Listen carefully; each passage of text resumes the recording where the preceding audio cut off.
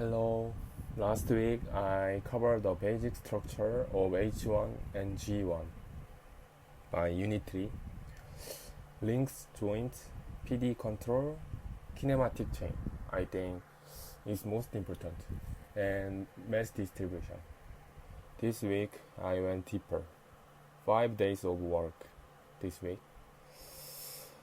Starting from Monday, I look into proximal actuation, the design principle behind how H1 and G1 distribute their mass.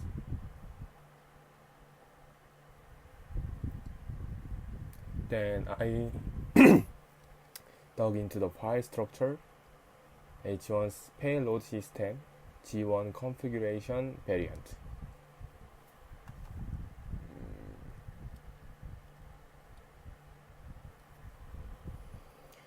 And the details of how hand connect to arms.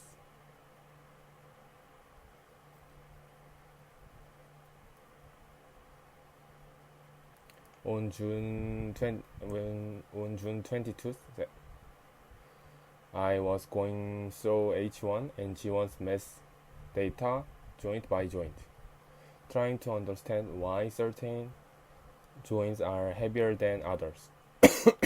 I couldn't find a direct reference that explained the pattern, so I watched from joint level to segment level, grouping links by body part, and once I did that, the answer became obvious. It's proximal actuation. Proximal actuation is the design principle of placing heavy motor near the body center to minimize the swing inertia of the limbs. If the motor is at the shoulder, the arm stays light. If the motor is at the hip, the leg stays light. The reference I found, this one, describes it this way.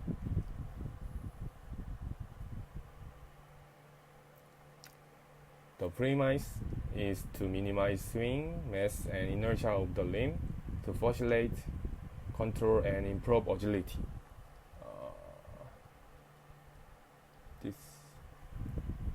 The result is a proximo-distal gradient. Mass decrease as you go from the body center toward the extremity. H1. For H1, the gradient is steep.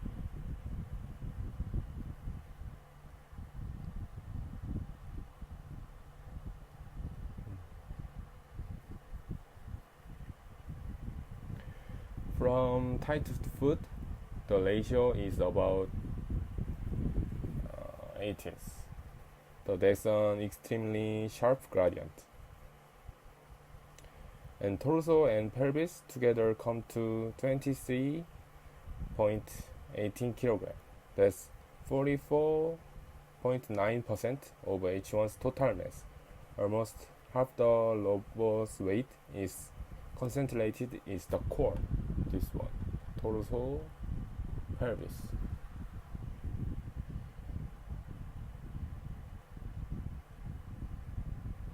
Here's the interesting part from an inertia perspective. The thigh is 80s heavier than foot, but the thigh sit right next to the hip axis. Its distance r is tiny.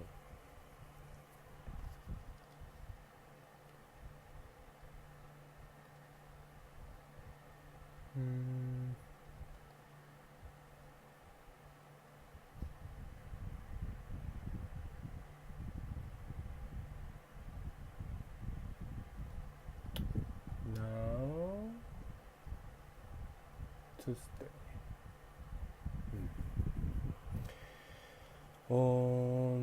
On this day, I work through the file structure for both robot. H1's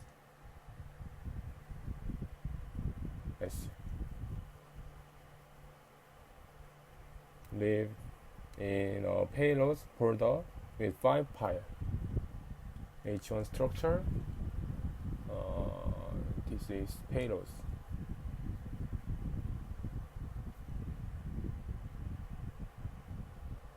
I think most important is H1 hand left and right USD because on iJacksim when I load H1 USD file there are absent hand but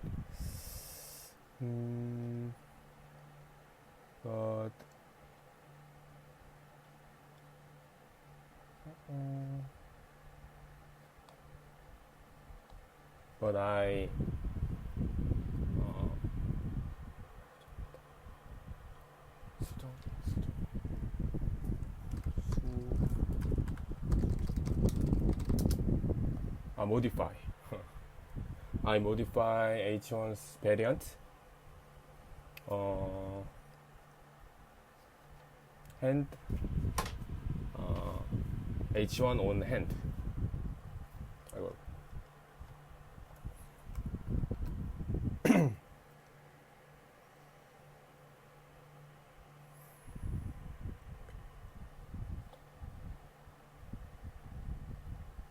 Inserting link by each hand. So and this one is H1 G1 comparison. Only G1 has a hand palm, and base is only H1.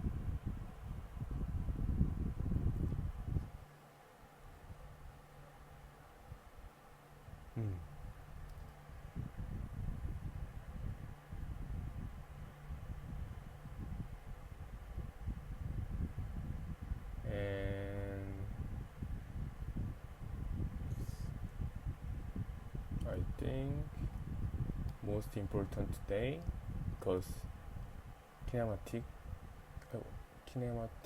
chain. Yeah. This one. Last week I mapped the kinematic chain of H1 and G1 without the hand. No. H1 without the hand. This week I added the hand joint. For H1, the pelvis split into three branches. The legs are symmetric. Each leg goes pelvis, hip yaw, hip roll, hip pitch, knee, ankle. That's 5 degrees of freedom per leg. DOF. The ankle only has pitch, no roll. The torso is one joint, yaw only, so H1 can only rotate its waist left and right. From the torso, the arm branches out on each side. Each arm goes shoulder pitch, shoulder roll, shoulder yaw, elbow. That's 4 DOF, degree of freedom, per arm. After elbow, there's no wrist. It connects directly to hand base via a fixed joint. The hand itself branches into 5 fingers from hand base. The 4 regular fingers each have 2 DOF, proximal and intermediate. The thumb has 4 DOF. That's the structure of H1. And G1 kinematic chain is same structure. No, same format.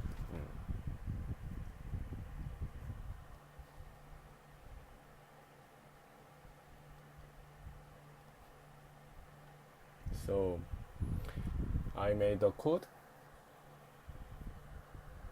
for I want to know H1 joint link joint limit, and link joint structure.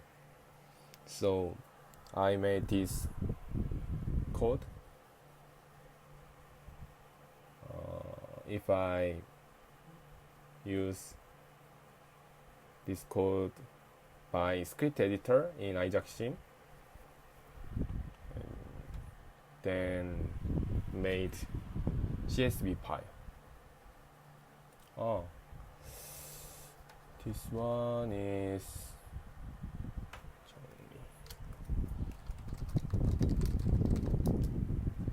organize. I organize hand H1 hand by kinematic chain, mass, joint limit, and range. Shoulder pitch link, shoulder roll link, shoulder yaw, elbow, hand base, etc.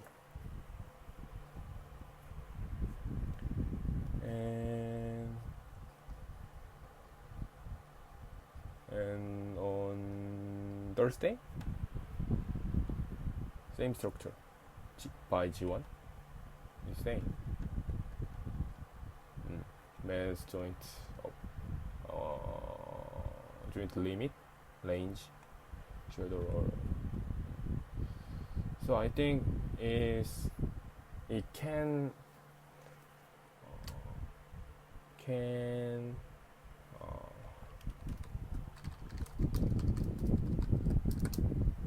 see at a glance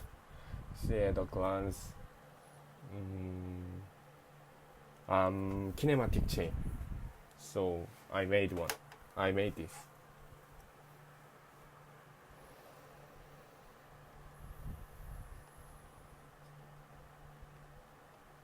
Leg is same file.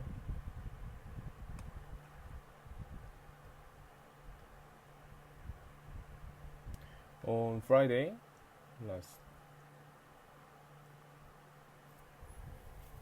this is where things got interesting. Here's G1's drive parameter table.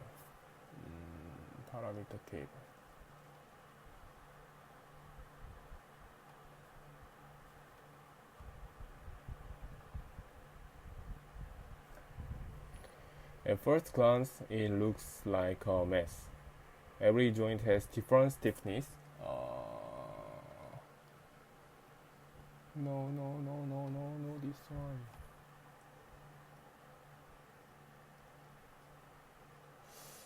Stiffness.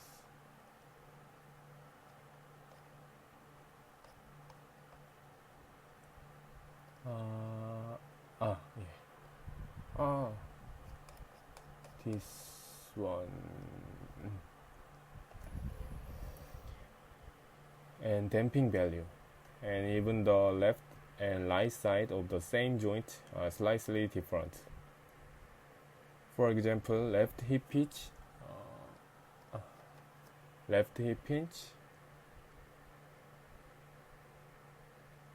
has stiffness 24.84 and damping 0.0097. Right hip pitch has stiffness 24.84 and damping 0.00994. The stiffness matches, but under point is nothing. Damping differ at the 5th decimal place. After going through the full table, ankle lower is the only one joint where left and right are exactly the same. To understand why, I need to look at JEI. JEI means joint equivalent inertia.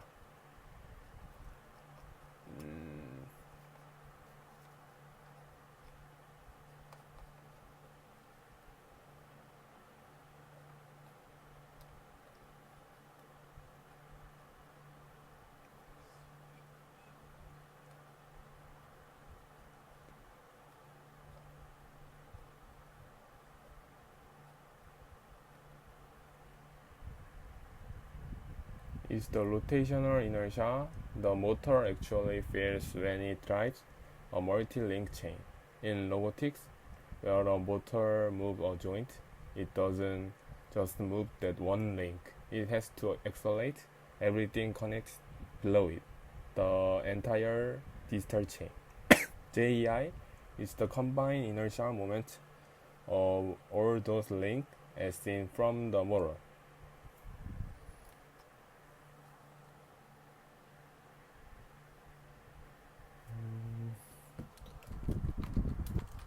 JEI. This one.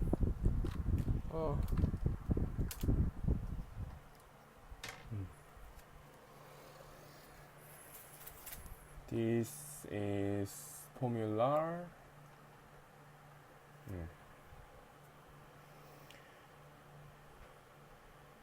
Both constants are shared across all joints, but JEI different for each joint because each joint carries a different load. The result is that G1 is tuned to give the same dynamic response across all joints, regardless of how much inertia each one is carrying. A heavy joint gets high stiffness and high damping. A light joint gets low stiffness and low damping. The response shape is the same for all of them. Left and right value differ because the G1 model has slight mass asymmetry.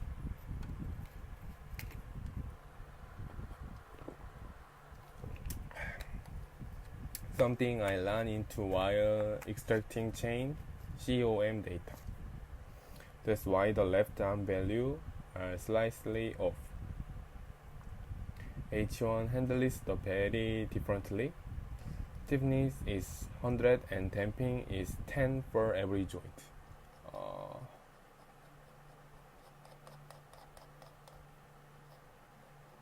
This one.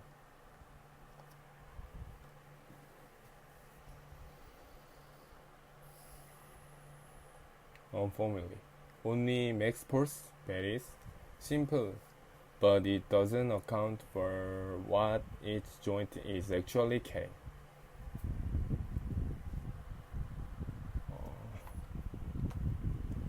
To compute chain inertia properly, I first need the center of mass, CoM, of each link.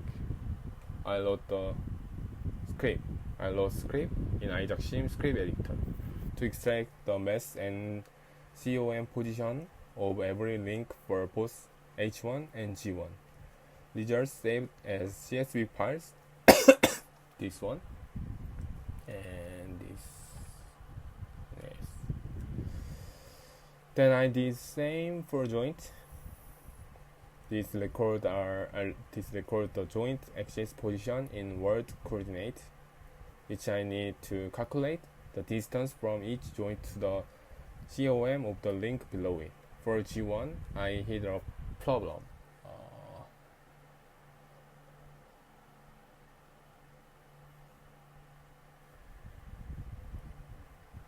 Left hand palm link.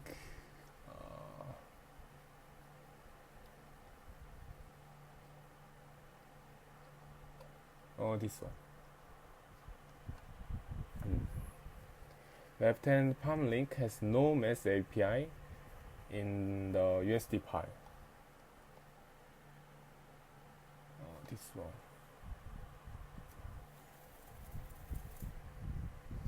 So we get we can do.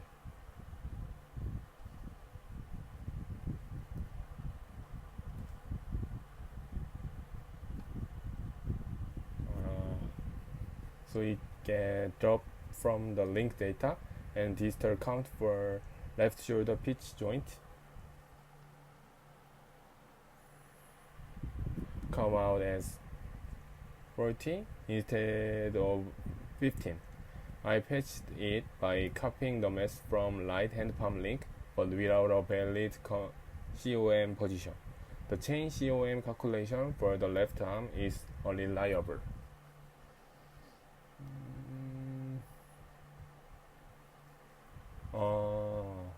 Yeah. I checked this problem maybe on Monday, and with the CoM data ready, I compute swing inertia. For formula, inertia equal mass multiple radius square.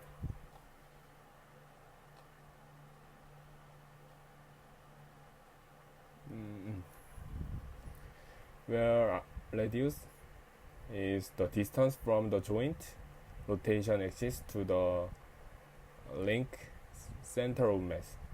This represents how hard it to change the rotation speed of the link, the resistance to angular acceleration. This is example.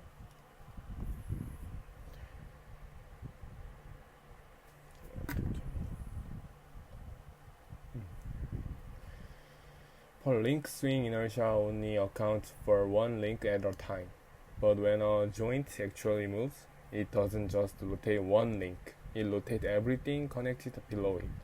When shoulder pitch moves, it has to carry shoulder link, elbow link, hand base, and all the finger links. This is most important. Everything in the distal chain rotate together. Because I think it's most important because it makes me or robotics engineer harder reality moves. And so the inertia the joint actually has to handle is the sum across the entire chain below it. To calculate this, I convert each link's CoM into Isaac-Sim world coordinate, then compute the weighted average CoM of the distal chain for each joint. The difference is dramatic.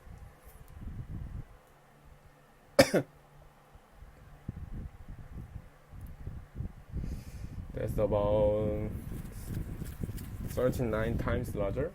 The reason is that 17 links are included in the chain, and the fingertips are far from the shoulder axis, so their radius square contribution is huge.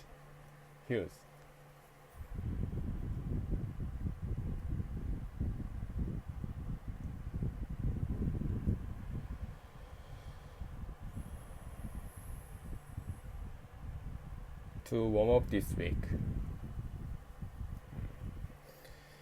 starting from Monday, I confirm that both H1 and G1 follow proximal actuation. Heavy mass concentrated near the body center, with mass decreasing toward the extreme line. H1's gradient is steep and 18 times from side to foot. G1's is more moderate at 6.7 times. On Tuesday, I went through the file structures. H1 uses a flat payload system with 5 files. G1 uses a configuration-based variant system. I also found the root cause of G1's left-right asymmetry. Left-hand palm link is missing its mass API in the USD model. From Wednesday through Friday, I mapped the full kinematic chain including hands for both H1 and G1. I documented G1's physical structure and figured out its physics.usda layer system. I understood why G1's drive parameter looks asymmetric is JEI based tuning. And I extracted mass and CoM data to compute chain swing inertia, which shows how much load each joint is actually carrying during motion. Next week, I'll be working towards stage 3. Maybe I deep study on H1 and G1. So and I will represent during this time.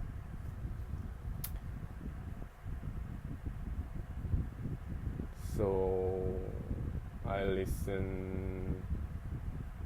I will watch Real Humanoid on Seogang University, maybe on Tuesday. Then, thanks for watching.